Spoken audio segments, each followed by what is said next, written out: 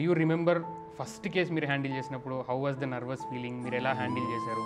Intensive care problems నేను మాట్లాడుతాను. First నేను న్యూనటాలజీ కేఈఎం హాస్పిటల్ పూణే అనే దగ్గర అక్కడ చేశానండి. అంటే the baby was born with 700 grams weight, premature lungs maturity అవ్వడానికి ఇంజెక్షన్స్ ఇచ్చాము. ఆ బేబీకి వెంటనే వెంటిలేటర్ అవసరమైంది. తర్వాత baby went into infection, sepsis అంటాం, రికరెంట్ గా చాలాసార్లు సెప్సిస్ అయింది. తర్వాత బేబీకి చిన్న హార్ట్ లో హోల్స్ ఉన్నాయన్నమాట. తర్వాత మెటబాలిక్ డిస్టర్బెన్సెస్ అనమాట. ఆ బేబీకి అన్ని ఉన్నాయి, ఎన్ఈసి ప్రాబ్లమ్స్ అంటారు.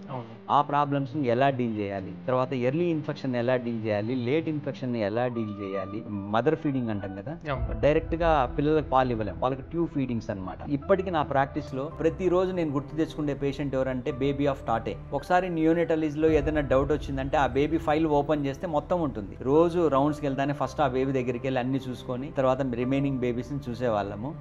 ఈ కాంప్లికేషన్స్ అన్ని ఉన్నా సరే అల్టిమేట్గా బేబీ రికవర్ చేయగలిగాం. ఆ రోజు ఆ బేబీని మినిమల్ రిసోర్సెస్తో రికవర్ చేశాము. ఈ రోజు ఇంత అడ్వాన్స్డ్ ఇవి ఉన్నాయి, ఇటువంటివి ఉన్నప్పుడు మనం ఎందుకు చేయలేము అనే ధైర్యంతోనే వెళ్ళి ప్రాక్టీస్ చేస్తుంటాం.